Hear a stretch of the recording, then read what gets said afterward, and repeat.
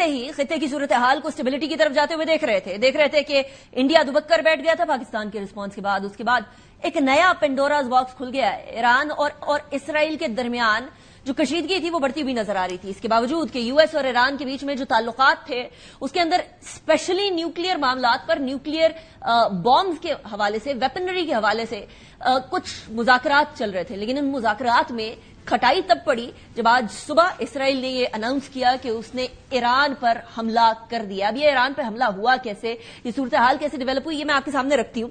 کل ہی امریکی جریدے new York Times نے ایک خبر شائع کی تھی. اس خبر کے اندر انہوں نے کہا کہ ایسا لگتا ہے کہ اسرائیل ایران پر حملہ کرنے جا رہا ہے. اس سے کچھ عرصے پہلے سے یو ایس نے اپنے شہریوں کو ایران جانے سے منع کر دیا تھا اور مڈل ایسٹ میں ٹریول کرنے کے حوالے سے بھی ایڈوائزری دی تھی. آج اسرائیل نے جمعے کے روز الصبح ایران کے مختلف مقامات کے اوپر جوہری اور فوجی اہداف کو نشانہ بنانے کا اعلان کرتے ہوئے یہ کہا کہ اسرائیلی فوج نے ایران کے جوہری پروگرام کے مرکز کو بیسیکلی نشانہ بنایا ہے. اسرائیل کا 200 لڑاکا طیاروں کے ذریعے 100 تنصیبات کو نشانہ بنانے کے دعوے ہیں. نیتن یاہو نے یہ بات واضح کہہ دی کہ جی اس سے پہلے ایران نے ایسا کبھی نہیں کیا تھا، یہ بھولتے ہوئے کہ 7 اکتوبر کے بعد جو اسرائیل کر رہا ہے اس سے پہلے اسرائیل نے بھی ایسا نہیں کیا تھا، شاید دنیا میں کسی ملک نے اس طرح سے نہ کیا ہو. سنیں ذرا نیتن یاہو نے کیا اناؤنسمنٹ کی.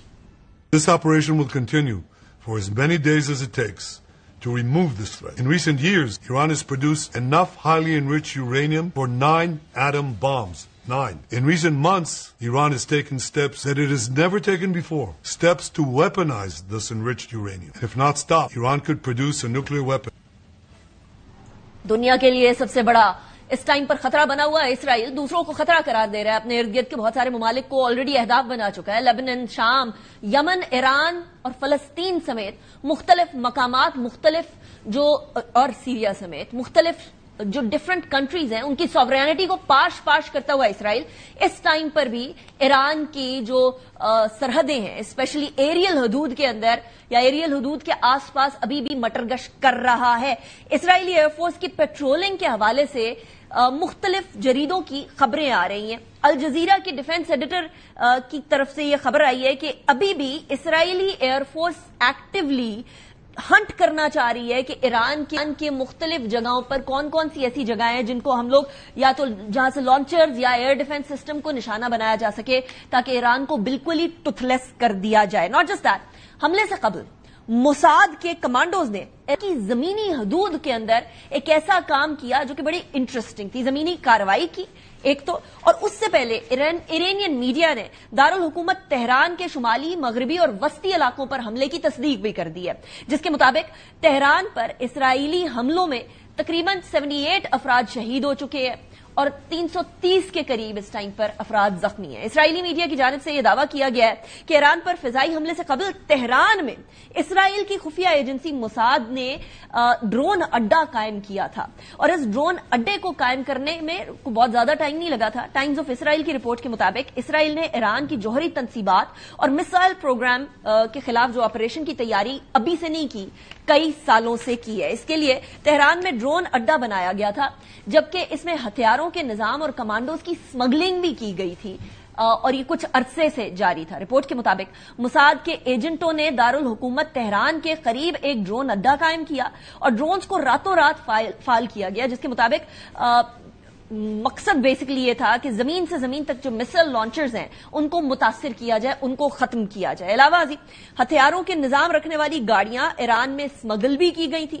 اسی رپورٹ کے مطابق ان سسٹمز نے ایران کی فضائی دفاعی نظام کو ناکارہ بنایا اور اسرائیل کے لڑاکا طیاروں کی جانب سے اسرائیل کے جو حملہ ہے ایران پر اس کی راہ کو ہموار کیا، بیسیکلی پیو کیا وے آفٹر جو ایئر ڈیفنس سسٹم تھا ایران کا اس کو ضائع کرنے کے باوجود. اب کون کون سے مقامات پر اسرائیل نے حملہ کیا ہے؟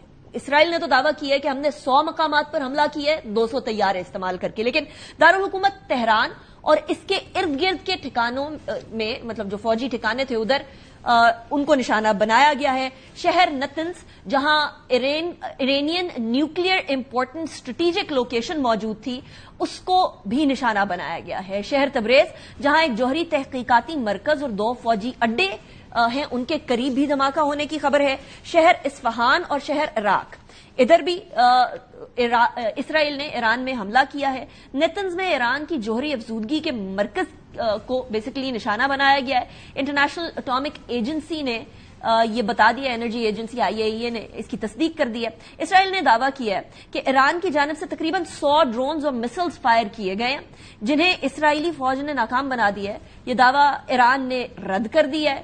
میرے پاس اس ٹائم پر العربیہ انگلش کی ایک خبر پڑی ہے جس کے اندر ایران نے کہا ہے کہ جی یہ ڈرونز لانچ کرنے والی اسرائیل کی طرف خبر کمپلیٹلی خراب اور غلط ہے. روئٹرز اس ٹائم پر یہ دعویٰ کر رہا ہے کہ اس ٹائم پر بھی اسرائیلی حملے کا جواب دینے کے لیے ایران تیار ہے اور سخت حملہ کرنے کی تیاری کی جا رہی ہے.